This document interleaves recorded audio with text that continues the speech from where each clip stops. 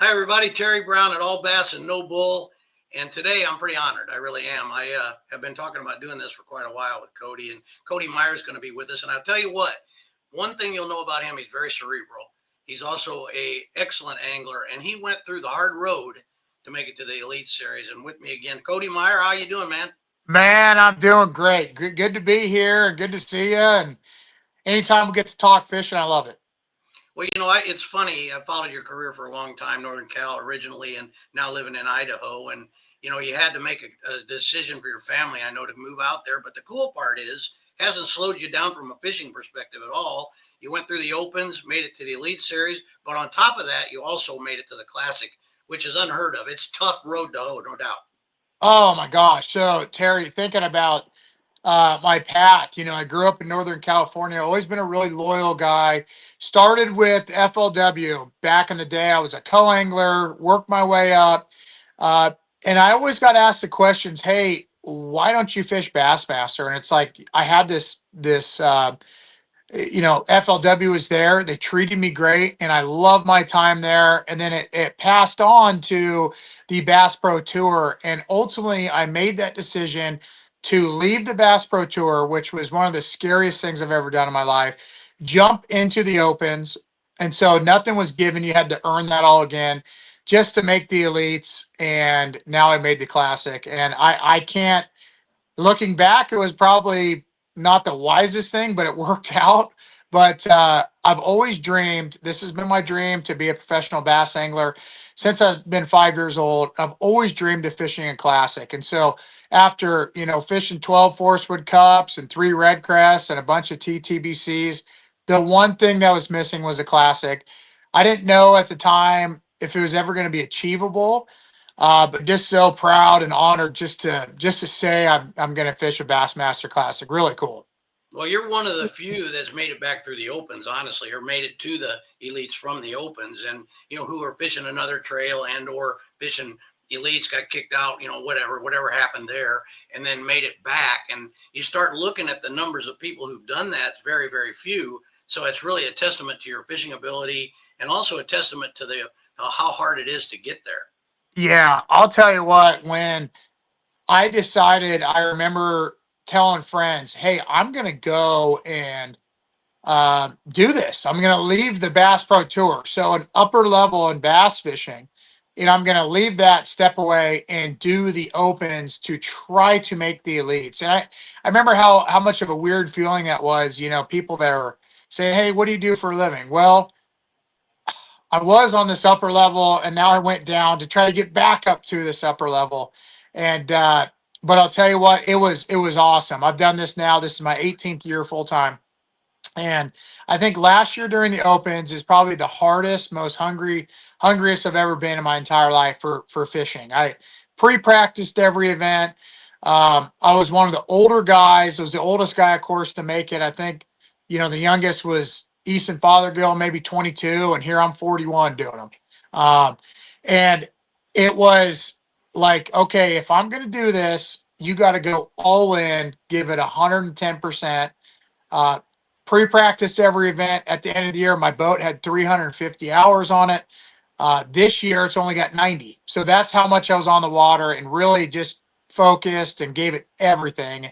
And but even if you do that, it's hard. I mean, those opens are so hard. And I think one of the things for me is I've always thankfully been a fairly consistent fisherman, and to see 9 events for me was actually a lot better than just 3, because I knew I could kind of, marathon this thing and just kind of steady Eddie go through it, and hopefully make it. And that's what happened. And was just really lucky and had some really good things happen last year, and fortunate and just blessed to be put in that situation to just make the Bassmaster elites.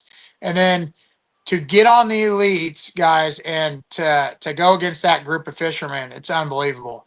I fished both groups, um, Bass Pro Tour and the elites, unbelievably talented. I think the elites, for a little bit, guys were saying, well, they're not as good. It's like I'm here to say those guys are incredible, unbelievable guys. And to make any championship's hard, but to make the classics seems like it's on another level.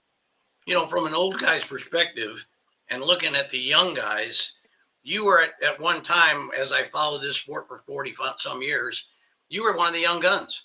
And Yeah.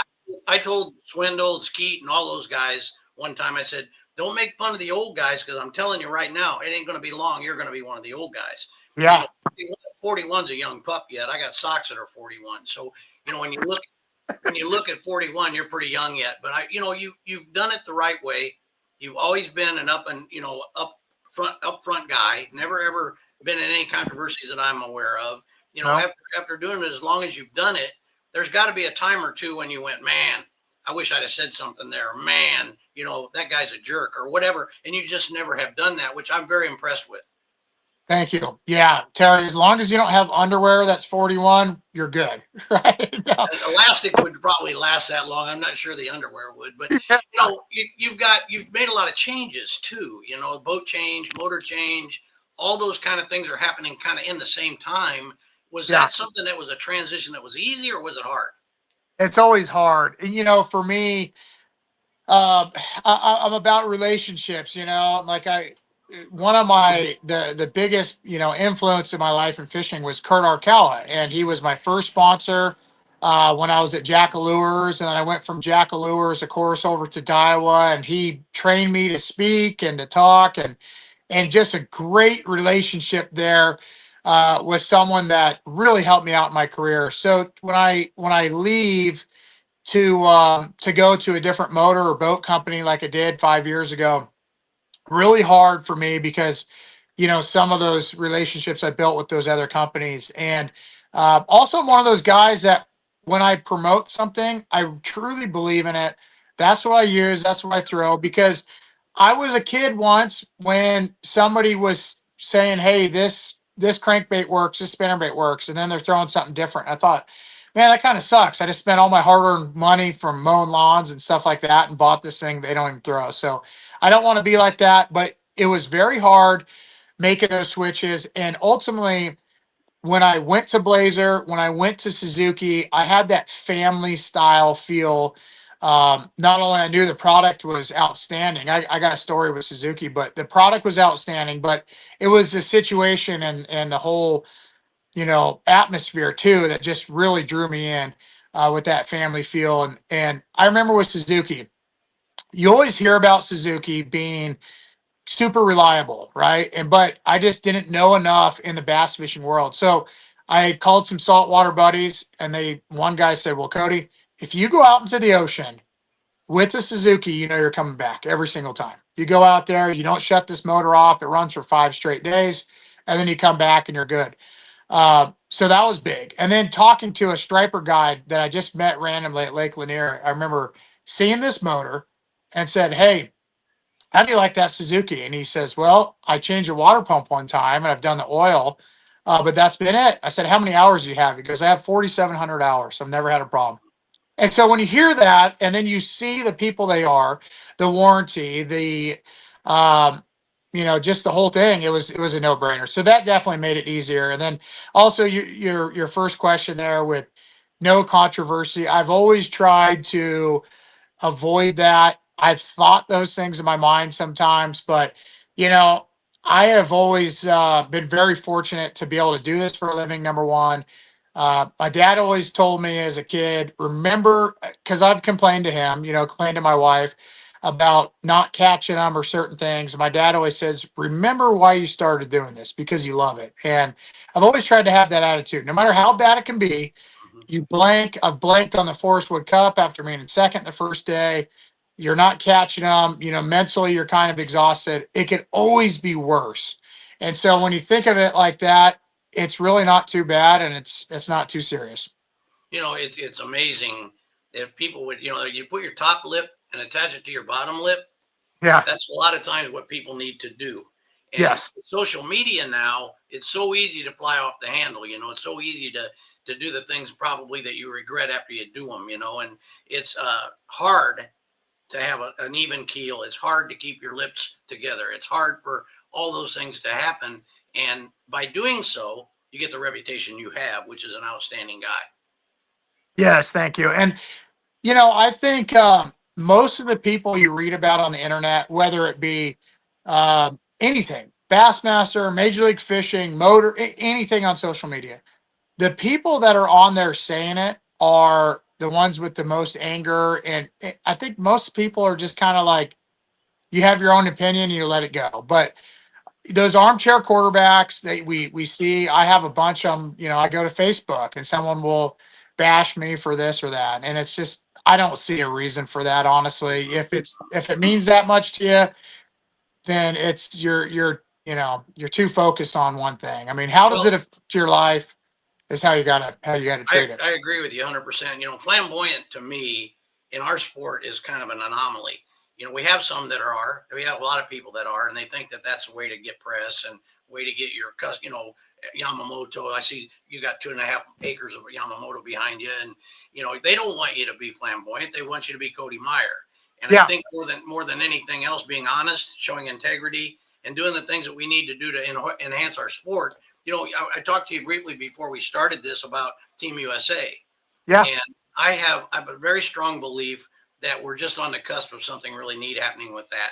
And I put on a Facebook post. I said we need more American companies to get behind that because I know you fished it. I know you were involved in it, and I think that if we ever get it to be an Olympic sport, which may never happen, but it's really neat to see these countries, 14, 15 countries, come together at different locations and fish against each other. I know you had that experience, and it's something I think that our sport needs. We need to be more of a world sport, no doubt. I agree. I agree. When I did it, we went to Canada, and it was just an awesome experience. I fished with Jacob Prosnick. Scott Martin was there, Wheeler, Connell, Mark Daniels Jr., Brian Lattimore, a bunch of guys. I had a blast, and I thought, man, this could really be something. But yeah, we need to back that stuff for sure. I mean, that's a big deal internationally because I'll tell you what, I work with a bunch of Japanese companies, and when you see some of the Japanese anglers and then people that work for companies like Daiwa and Evergreen come over here, how appreciative they are that they're just in America and they're getting to go to some of these historic Mississippi River type fisheries and see it. It's like, man, so people overseas, the little things that we take for granted come over here and they're so happy and excited. It's like this, the rest of the world, that's how they view America, I'm sure, as for bass fishing. So to get all the countries involved would be really cool because there's huge bass in Mexico and then Africa and Spain and who knows where else they're going to pop up. Yeah, they Japan. went to Italy. That was another place they went. It's. I think if you're an American company and you make American baits and you make them here, which there's very few of those, but there's a lot of them that do. There should be no question if you get involved with that. There should be no question whatsoever.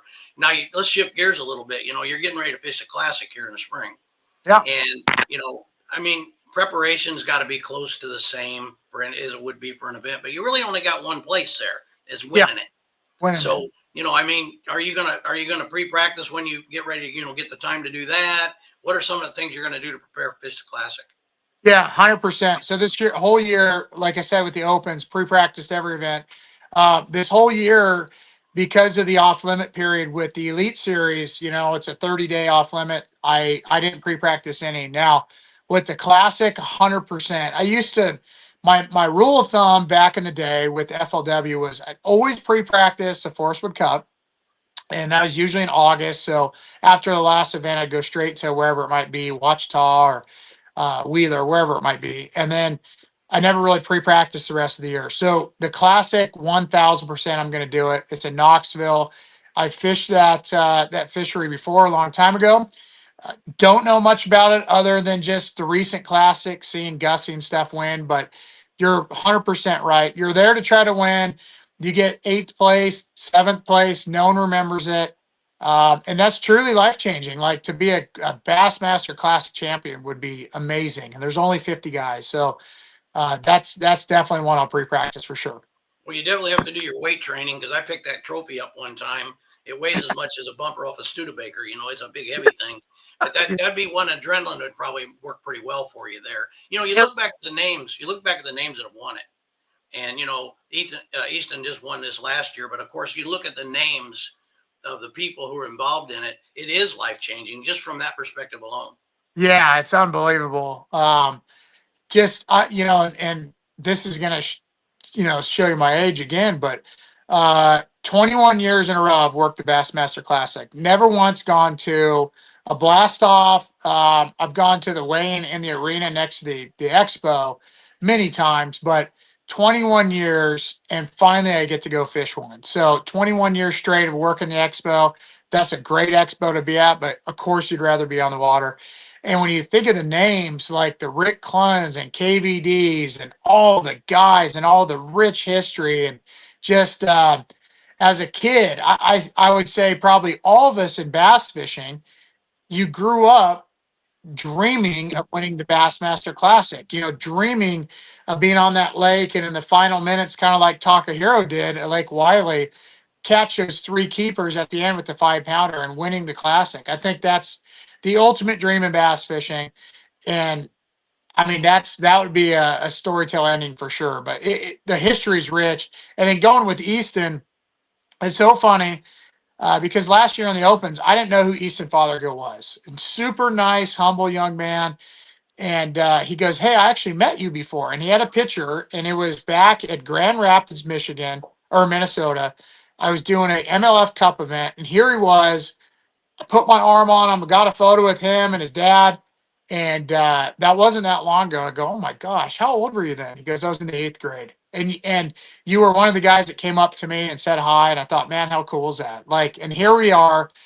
He's a classic champ now. I mean, at the time, it would have been very easy for a lot of guys, which they did, blow a kid off like that. And people remember that. I was that kid that I wanted to go out with, with the guy to take me fishing. And his name was Jerry Tilton out here on the West Coast. And he never, ever, ever, and I'm buddies with him now. That's why I can say it. But he never would give me the time of the day. And then years later, I started doing really well. And he goes, hey, can you take me out, go fish? So it's just cool. But yeah, the history of the classic's unbelievable. And the thing that's neat about it, I mean, I went to a lot of classics. I went to, after they had the All Americans to begin with, I started going to them. And I went to every weigh in. And Yeah. I sat there and I watched everybody weigh in, and everybody goes, "Man, this is boring as heck. Why are you doing that?" And I go, "I respect those who made it." And Yeah. I did that forever and a day. Now, lately, I haven't been to as many of them, but I can tell you that, I have that same respect as a fan. In '97, I was Illinois' top angler. So I go to the Wrangler National at that time, hoping for a chance to make it to the Classic. And of course, I didn't. Mark Dove did. But you start thinking about it, man, that one shot, that one chance, to make it to that. They don't do that anymore, but it's kind of neat that the Federation guys had that ability back in the day to do that. And I can tell you, just as an old guy thinking about fishing, man, I would have loved to have been there. That would have been a cool deal.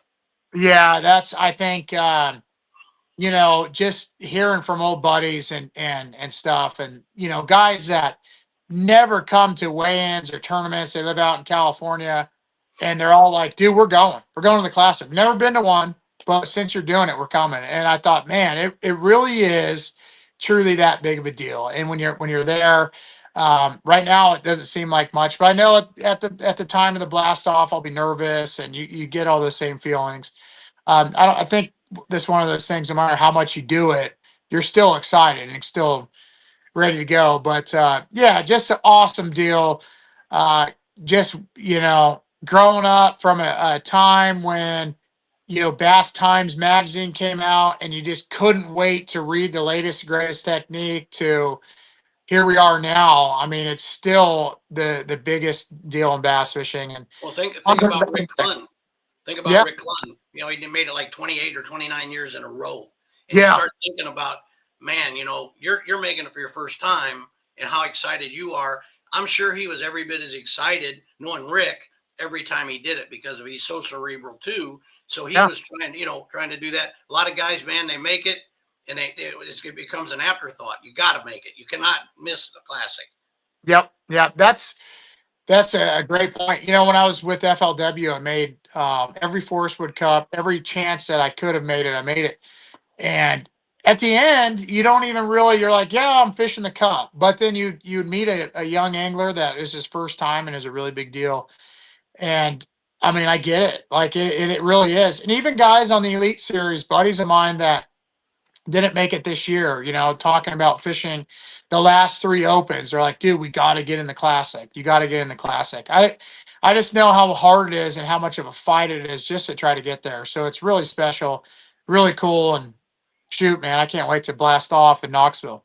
Well, now you have the EQs, and they're going to go on here for a little while, and everybody that made those felt pretty prideful in the fact that they did. And then the Elite Series guys who didn't make it can also go fish them. So Yep. you've got a pretty good field there. No matter what you do, if you finish in the top group, then you may get back in the elites again. So I would understand why you'd want to go do those, and good Yeah. fisheries that they're going to as well. But it's kind of neat to see all the things now, the way the sport has changed. And a lot of them are really positive. We hear about the negatives. It's a positive. It's real positive. This sport is a great sport. When you get around a bunch of kids, you find out pretty quick. Everybody wants to be a pro angler until they find out what it costs. Oh, And you what have a to eat peanut butter sandwiches, and stuff like that, sleep in your truck. But yeah. the best thing about all of this with fishing, I've been doing it a long time, 40 years, right? Been hanging around this stuff. And I haven't lost my zest for it at all. Matter of fact, I'm probably more zestful than I've ever been before because I see what's happening in our sport. It's great. It is an Yeah. absolute great sport. It is an industry that seems like it's large, but it's not. It's pretty small. You get to meet people, like yourself. You get to meet people that are involved in the sport, and you don't have to stand in lines. You don't have to do a lot of that stuff. You walk up and talk to somebody. That's unheard of in pro sports. It really is, and like you think of the NFL player, like you're never going to meet those people. They're just inaccessible. And so you're right. Like I grew up, my idol was always Aaron Martins. Like growing up in California, Aaron was the guy. Aaron was my favorite angler of all time. I just remember truly like polling for Aaron Martin. It's really cool. And so then when you get to meet him, I mean, he was everything that I ever thought of. Like he was an awesome, awesome guy. So I definitely want to be like that. If there's someone that is like that towards me, and it's the sport is definitely growing. You see a huge number of high school, college. I mean, I laugh about it, but when I was in high school, I was the dork because I like to go bass fishing, right? Like I had ag metals, wood shop, and ag mechanics. And after that, I was out. I was going fishing. And it was like, what do you want to do that for? Because the only kid in school that liked to fish, the only kid that even knew what a bass was, I feel like. And now it's how popular it is. I mean, it's taken off and the sky's the limit, really. So tons of things, whether it's Major League Fishing, Bassmaster. I mean, there's so many platforms to get out there. NPFL. I mean, it's awesome to see, and we just need to keep it going for sure. Well, you're one of the great guys in fishing. I'm honored that you took time with me to be able to do this podcast, and I look forward to seeing you at the Classic this year. Hopefully, I'll get down there and Knoxville, and hopefully I'll get to see you. But in the meantime, keep practicing, keep working hard, keep throwing those baits, and keep doing Yeah. what you do because you're a gentleman and a scholar. Thank you. Thank you so much. Really appreciate it.